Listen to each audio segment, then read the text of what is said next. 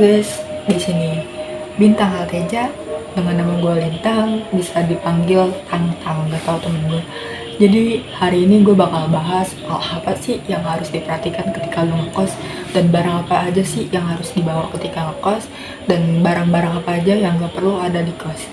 Hal yang pertama dari semuanya gue udah ngerangkum semua di sini. Ini juga hasil survei gue ke teman-teman gue yang ngekos, dan ini juga hasil dari gue selama bertahun-tahun ngekos dan berpindah-pindah ngekos kan. Oke, hal apa yang pertama dilakukan ketika ngekos?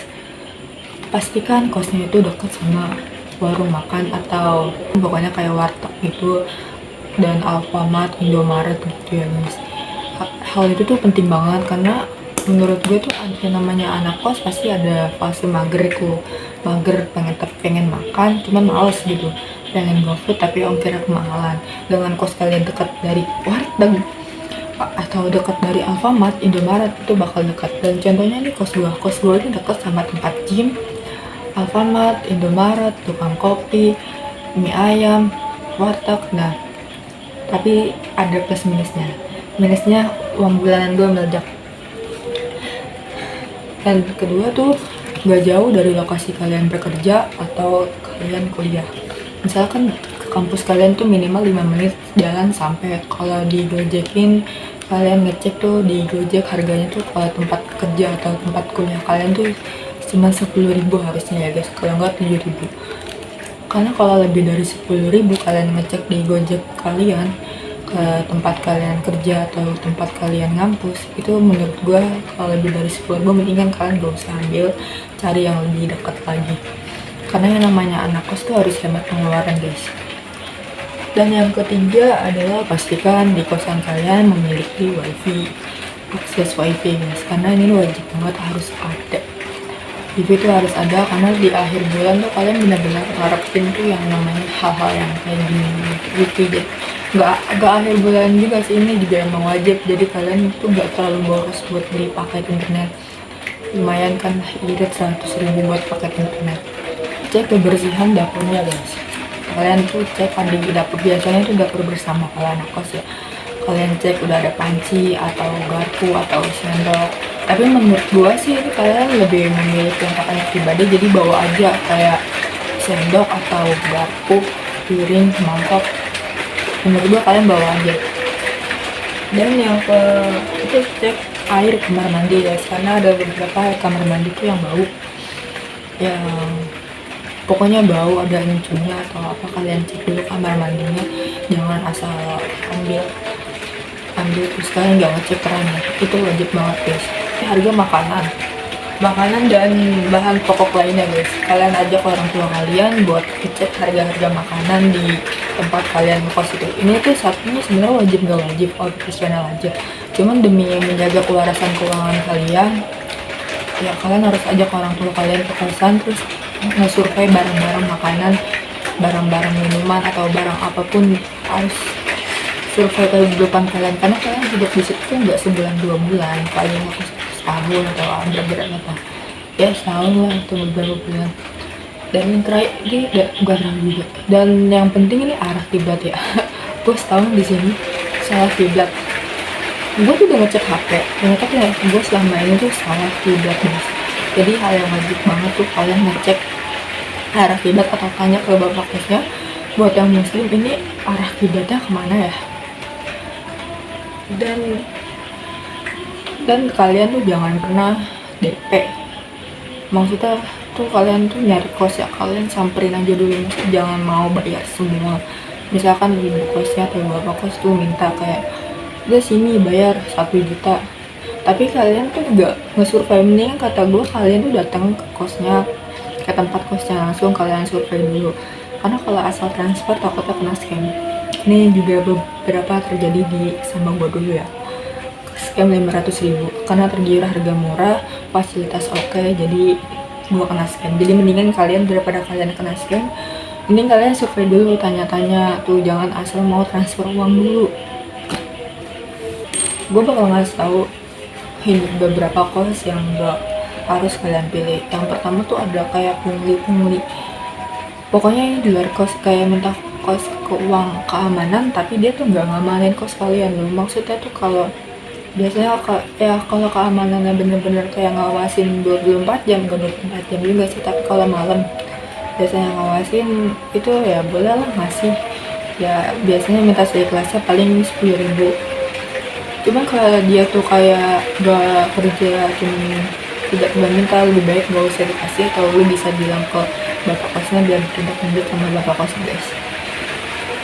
Dan jam malamnya beberapa kos tuh ada yang menentukan jamnya, jadi lu nggak boleh keluar tepat pada jam 10 malam. Itu jam 10 malam tuh lu harus sudah datang di kosnya.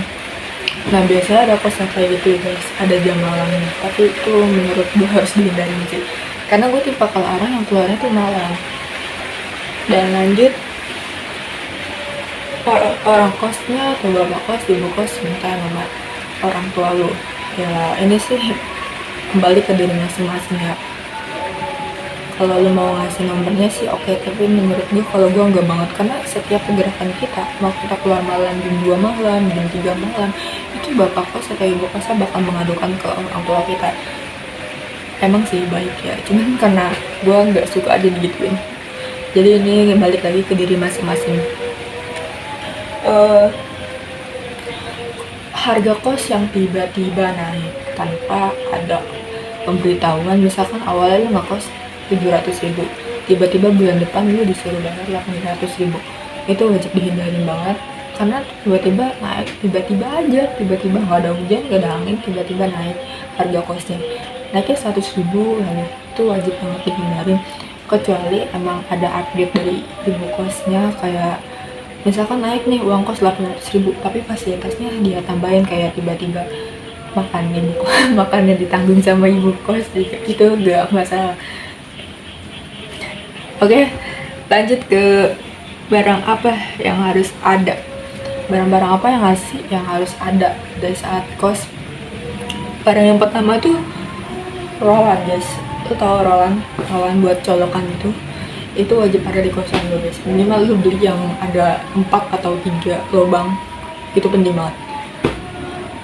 Yang kedua tuh rice cooker. Ini ya wajib, nggak wajib tapi wajib ya, karena gue juga malas masak kan orangnya, tapi gue juga ada rice cooker karena akhir bulan tuh gue paling cuman kadang bikin nasi, terus gue goreng pakai bumbu racik nasi goreng.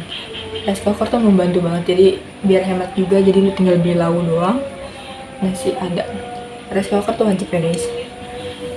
Dan yang ketiga ada alat makan kayak garpu, piring, sendok. Ya minimal tuh di dapur bersama emang ada, cuman kan karena di kos tuh kadang-kadang anak kos tuh abis makan tuh nggak langsung ditaruh di tempat makannya, dia malah disimpan di kamarnya dulu. Jadi menurut gue tuh harus ada, minimal harus punya di kosan. Yang ketiga tuh namanya sarung bantal guys. Sarung bantal tuh minimal kalian ada 2 atau 3 lah, jadi kalian bisa ganti sarung bantal. Yang lain tuh selimut guys, selimut sama spray tuh kalian masing-masing wajib punya 2 selimut, 2 spray 2. Kenapa 2? Karena kalian tuh seminggu tuh harus ganti guys, karena biar gak gatel, biar walaupun lu jauh dari orang tua ya tetap lu harus sehat, harus bugar, harus bersih. Dan yang kedua itu cemilan kecil tuh yang wajib banget ada, kayak biar nemenin lu malam-malam, jadi lu gak perlu keluar buat beli. Gue juga ada buat beli cemilan. Dan yang ini tuh wangi kosan ya, biar kosan lu gak bau bentek, tuh wajib banget ada guys. Terus kayak perlengkapan mandi, ya perlengkapan mandi gak perlu gue sebut lah, intinya kayak handuk, odol, sikat gigi, itu wajib banget ada.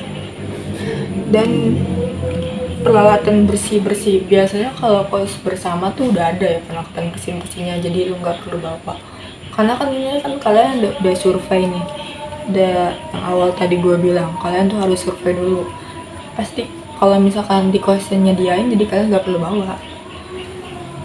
Yang kedua obat-obatan tuh hal yang wajib tapi nggak wajib kayak gue juga ada ini obat lambung karena gue terlalu banyak nahan makan guys. Ini pakai ini gue. Oke, barang yang gak wajib ada. Yang pertama tuh perintilan kosan. Lu tahu perintilan kosan?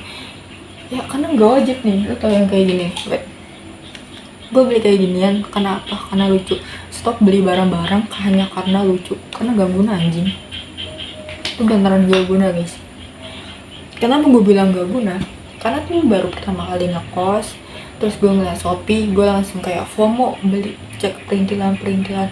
Ternyata gue tuh cuma 1 bulan doang di kos, jadi gue harus pindah, gue harus angkut barang-barang lagi, dan ngangkutnya itu pasti kepenuhan. Jadi gue mikirnya gak usah dibawa. Jadi ada beberapa banyak barang-barang gue tinggal di kosan yang lama gue nggak gue bawa, karena emang udah overload banget, udah kepenuhan. Terus yang kedua tuh lampu belajar ya, lu lampu belajar. Jadi kayak gue tuh beli itu tuh FOMO banget. Jadi biar belajar makin semangat, ada lampunya. Gak guna, ujung-ujungnya apa? Gak gue bawa, gue tinggal di kosan lama gue. Yang kedua tuh kayak lampu LED lah, yang lampu kayak disco itu. Gak guna juga, gue tinggal juga. Jadi kayak mendingan lu di kos tuh gak perlu kayak ngehias-hias. Lihat kamar gue aja, kamar kos gue gak ada apa-apa. Terus kayak pokoknya barang-barang dekorasi kayak gitu tuh sebenarnya gak guna guys. Kita beli barang tuh karena lucu aja. Stop beli barang-barang tuh karena lucu. Lebih baik uang itu lu simpan aja. Dan yang itu tuh rak sepatu. Sebenarnya gak guna banget sih anjir, sumpah gak guna banget. Jadi stop beli barang-barang yang gak berguna. Dan itu aja sih guys saran dari gue. Beli barang-barang tuh jangan, karena tuh kayak ngekos tuh lebih banyak kebutuhan yang lain gak sih daripada lo harus beli barang-barang.